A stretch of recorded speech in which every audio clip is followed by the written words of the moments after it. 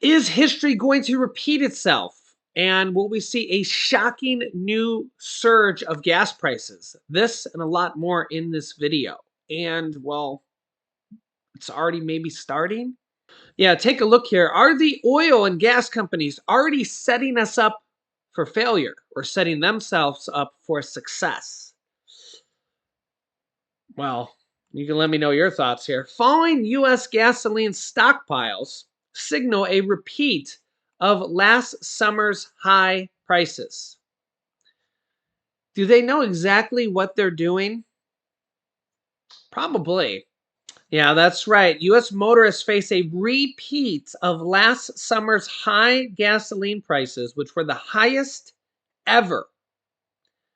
Analysts warned this week with fuel stockpiles heading towards multi-year lows ahead of peak summer driving season that begins here in 2 months.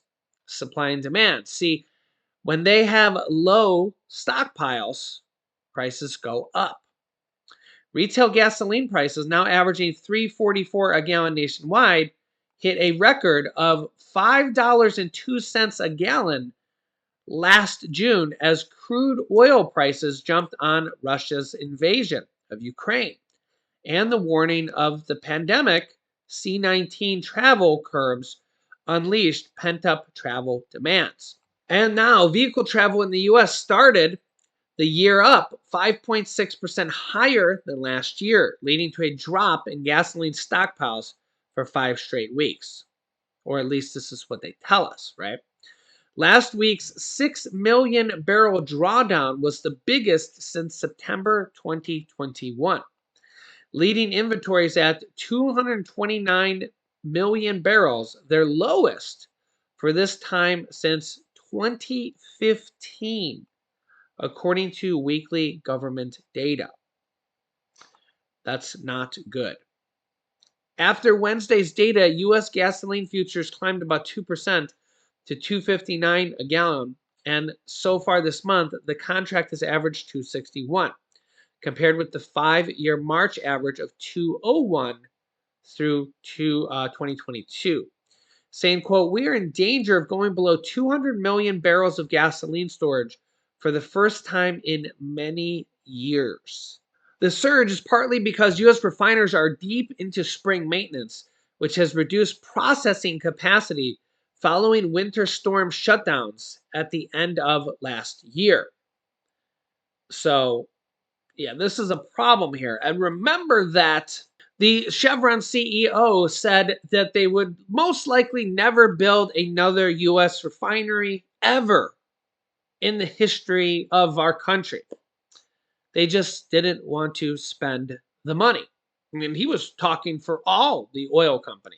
Meanwhile, Chevron announced a $75 billion stock buyback and a dividend boost for their stock shareholders. So they don't want to invest money in making their processes more efficient and investing in things like refineries to make oil production cheaper for consumers so you can get your gasoline cheaper. They want to spend $75 billion in stock buybacks and dividend boosters.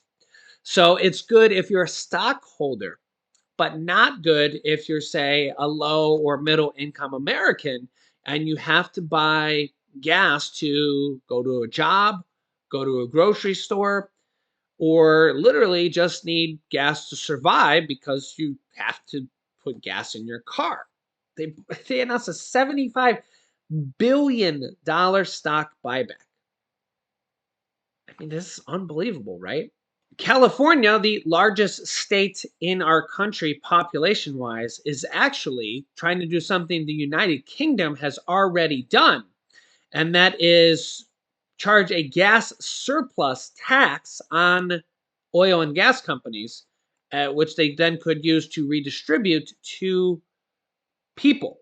Remember that California has already sent out similar checks like these, which they call the California Middle Class Tax Refund checks, to over 20, I think it's 23 to 26 million people per year for several years in a row now. So, you guys can let me know your thoughts here on this, but we've obviously had multiple different states here that have done this here for several years in a row. Not necessarily from this gas and oil taxes, but this is a way to bring money in from oil and gas companies that are just literally gouging Americans. Can let me know your thoughts. Meanwhile, the U.S. Energy Secretary said it could take years to refill the oil reserves, which isn't really a great thing being in a time of war, with the Ukraine war and also with the threat of war with Russia, China, and Syria, which is we're already being attacked over there with Iran. And then don't forget North Korea threatening us here with nukes. Um, we literally have so much threats here on a daily basis. I can't even count them all. God bless our troops. Thank you for your service. If you've been in the service here, um, yeah, and I get it here. I mean, remember, my brother was in the Army for several years, and my grandfather was in the Navy at Pearl Harbor 2 days before Pearl Harbor happened. So, I fully, can kind of grasp that. But it's just like, wow. So I do think we need to restock that. Obviously that's a controversial thing. Did that help lower gas prices when it was at $5 on an average, higher if you were in California? It's really hard to kind of weigh this stuff. We do need to restock it, especially before it goes back higher, because if that happens, it'd be extremely difficult to restock it if gas prices go back higher. So yeah, tough situation. Tough situation. They probably should be restocking a little bit right now. The even tougher situation with that is as they start restocking it, it could raise prices as higher because it creates more demand to restock it. Yeah. So it's really, really just a tough situation here. And the other problem is the longer they wait, gasoline tends to go higher the longer we wait. You just think about inflation here. You think about just 10 years ago, gas was cheaper.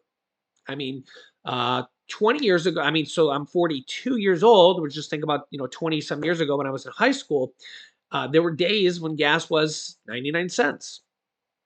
Gas is nowhere near 99 cents now. So you just think about the longer the years wait, gas just tends to get more expensive over the years. It's just simple inflation. So the longer they wait to refill this stuff, gas just gets more expensive here over the years.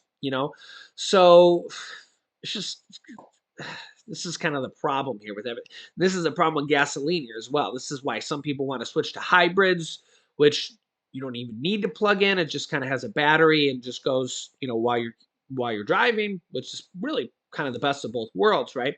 You don't even need to use electricity, or some people are just going to straight full plugins, which does actually have a cheaper cost, to plug in. It's cheaper.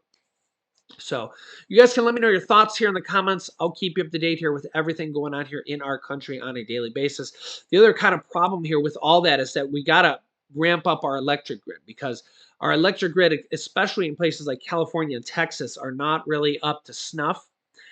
Texas especially has, well, maybe California too, has known this for a while. They really need to, as my father would say, get on their horse with that and begin the work. Texas, especially because they're not attached to the rest of the grid with the United States for some God knows reason. They want to not be part of the United States, but it's actually not a good thing because they can't share power with the rest of the United States here.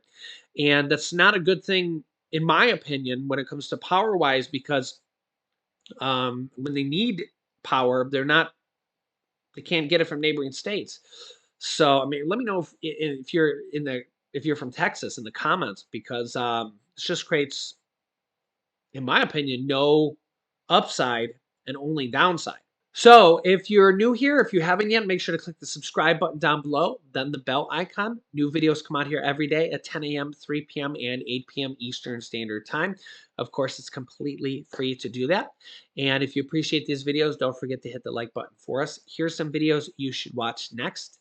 Here's a counter strike the U.S. just did. Yep. Click that video to see what happened. And here's some shocking news for people on the SNAP benefits, Medicare, Medicaid, and seniors Social Security. So click on one of those videos next. Thanks for watching, guys, and I will see you in the next video.